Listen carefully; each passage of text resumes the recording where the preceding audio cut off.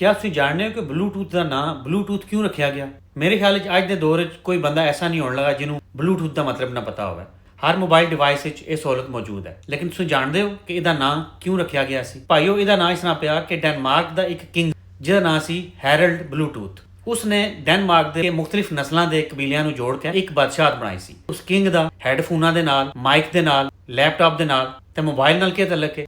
वो तलक इस तरह मैं भरा जी कि जिस तरह उसने मुख्तलिफ कबीलियां नूं जोड़ के एक बादशाहत बना दी सी, इसी तरह ये ब्लूटूथ टैक्नोलॉजी है, इसने भी मुख्तलिफ डिवाइसां नूं जोड़ के ते एक कर दिता सी। इस वास्ते उन्हें बेहतर ही समझा किंग हैरल्ड के नाम तो ही पुकारिया जाए। तो ब्लूटूथ का जो निशान है तो वह किंग हैरल्ड के नाम के पहले दो शब्द जोड़ा तुम निशान देखने लगे हो, इसका मतलब है हैच यानी कि हैरल्ड। तो जो दूसरा निशान पे देखते हो, इसका मतलब है बी यानी कि ब्लूटूथ, हैरल्ड ब्लूटूथ। हूँ तुम याद रखना कि जो भी तुम ब्लूटूथ यूज़ कर लगे हो या ब्लूटूथ के बारे कि पढ़ो तो तुम वाइकिंग की निशानी के बारे पढ़न लगे होंगे हो, तो उन्होंने हिस्ट्री के बारे पढ़न लगे होंगे हो। जुड़े रहो मिर्ज़ा अली पंजाबी नाल, तो मज़े मज़े दी गल्लां पुठवारी सीखने रहो।